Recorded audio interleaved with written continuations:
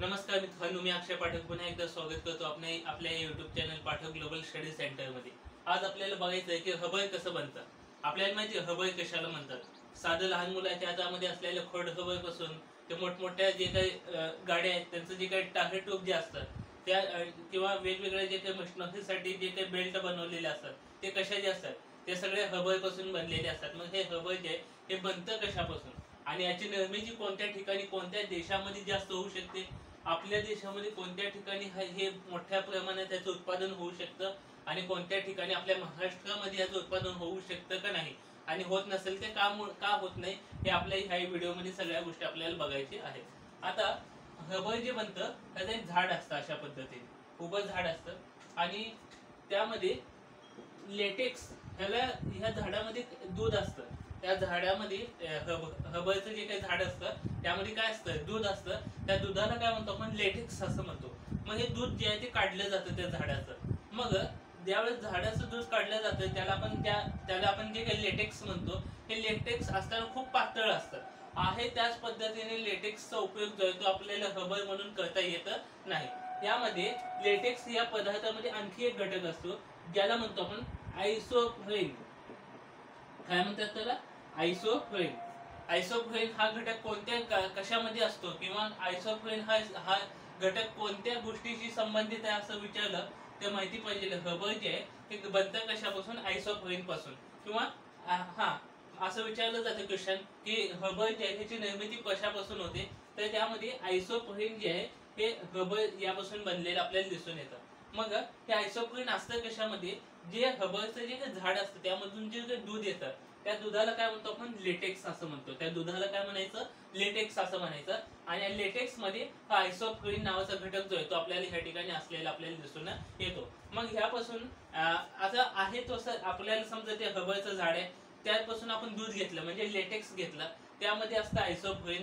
मग आहे तसं हे दूध जे आहे यापासून रबर जे आहे हे उत्पादन होऊ शकत नाही का, हे लेटेक्स जो आहे तो खूप पातळ आहे। मग ह्याला आणखी मजबूत करण्यासाठी यामध्ये एक घटक मिक्स केला जातो त्याला आपण म्हणतो सल्फर। सल्फर जो आहे हा लेटेक्स मध्ये मिक्स केला जातो आणि जवळपास 300 ते 350 डिग्री सेल्सिअस वरती ह्याला तापवलं जातं। 300 ते 350 डिग्री सेल्सिअस जे आहे त्या लेटेक्स मध्ये सल्फरला मिक्स केल्यानंतर तापवलं जातं, तेव्हा आपल्याला मिळतं ते म्हणजे शुद्ध रबर जे ते त्या ठिकाणी मिळत असतं। म्हणजे एक कळालं रबरची निर्मिती कशी होते। लेटेक्स जो आहे म्हणजे हे झाड असतं, हा रबरचं जे झाड असतं जसं आपल्याकडे असतं आंबा, पेरू, चिकू हे जे काही झाडं असतात त्या पद्धतीने ह्याचे पण झाडं असतात, रबरची पण झाडं असतात। मग त्या रबरच्या झाडाला जे काही दूध निघतं त्याला लेटेक्स म्हणतात। त्या लेटेक्स मध्ये असतो आयसोप्रोइन आणि त्या आयसोप्रोइन जो असतो हा किंवा हा जो काही लेटेक्स असतो हा खूप पातळ असल्यामुळे आहे त्या पद्धतीने त्याचा उपयोग जो आहे तो रबरच्या उत्पादनामध्ये होऊ शकत नसल्याने त्यामध्ये सल्फरला मिक्स केलं जातं। म्हणजे या लेटेक्स मध्ये सल्फर घातला जातो, मिक्स केला जातो आणि ते जे काही मिश्रण ज्याला म्हणतो आपण सल्फरचं आणि लेटेक्सचं जे काही मिश्रण जे आहे ते जवळपास 300 ते 350 डिग्री सेल्सिअसला तापवलं जातं आणि त्यावेळेस आपल्याला मिळतं शुद्ध रबर जे आहे ते त्यावेळेस आपल्याला मिळालेलं आपल्याला दिसून येतं।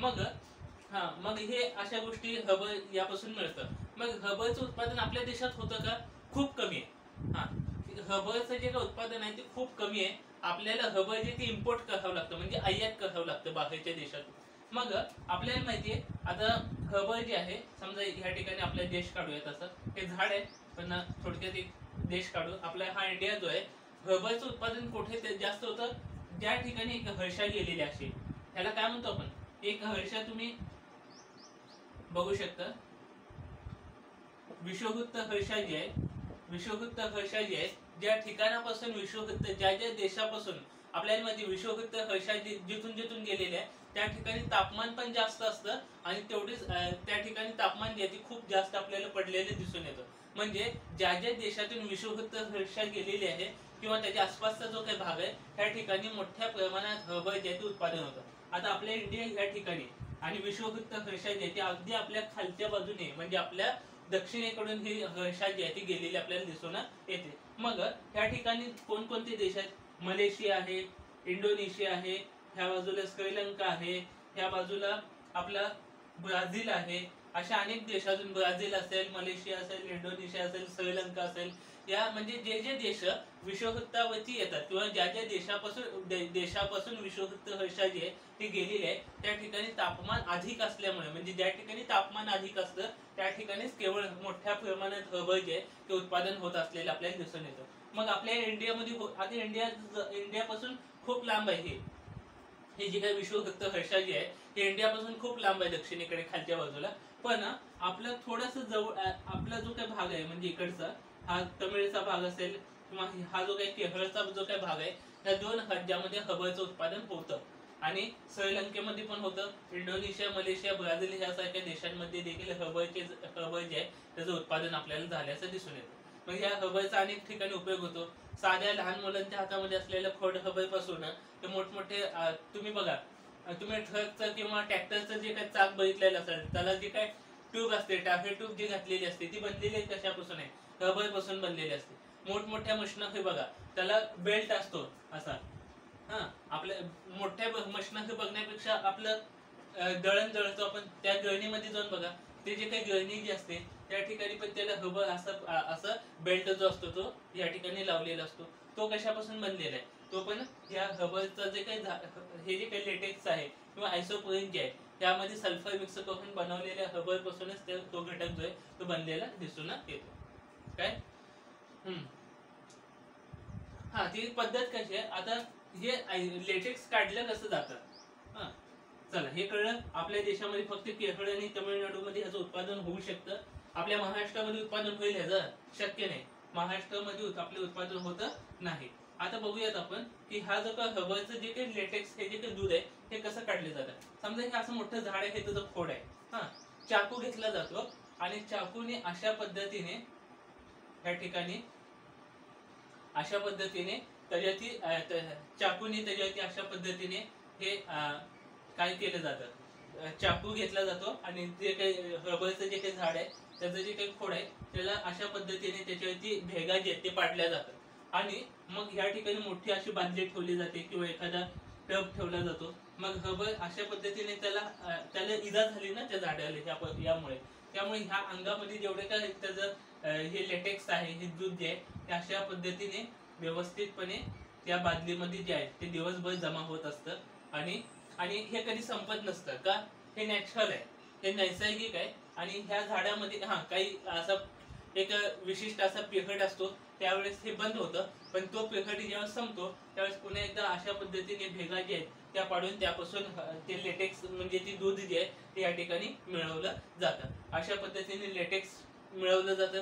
आणि ह्या जो काही आयसोप्रोलीन नावाचा जो काही घटक आहे हा त्या लेटेक्स मध्येच असतो, पण हे खूप पातळ असल्यामुळे लेटेक्स त्यामध्ये आपण सल्फर मिक्स केलेलं आहे आणि त्यामध्ये 300 ते 350 डिग्री सेल्सिअस इतकं त्याला तापून त्यापासून रबरची जे काही उत्पादन जे आहे ते आपल्याला त्या ठिकाणी केलेलं दिसून येतं. आणि आपल्या देशामध्ये फक्त केरळ आणि तमिळनाडूमध्येच होतं. आणि बाकी जे काही विश्ववृत्तावरती जे काही देश आहेत त्यामध्ये मलेशिया, इंडोनेशिया, श्रीलंका, ब्राझील असतील किंवा दक्षिण आफ्रिका म्हणजे आफ्रिका खंडातील काही देश असतील त्यामध्ये याचं उत्पादन म्हणजे ज्या ठिकाणी उष्णता जास्त आहे, तापमान जास्त आहे, विषुववृत्त रेषा ज्या ज्या देशातून गेलेली आहे त्या ठिकाणी तापमान जे आहे ते अधिक असतं, त्यामुळे त्या ठिकाणी त्याचं मोठ्या प्रमाणात उत्पादन जे आहे ते होत असलेलं आपल्याला दिसून येतं. असेच नवीन नवीन व्हिडिओ पाहण्यासाठी आजच पाठक ग्लोबल स्टडी सेंटर या युट्यूब चॅनलला सबस्क्राईब करून ठेवा, ज्यामुळे तुम्हाला अशा प्रकारची नवीन नवीन माहिती जी आहे ती या ठिकाणी मिळत असेल. जय हिंद.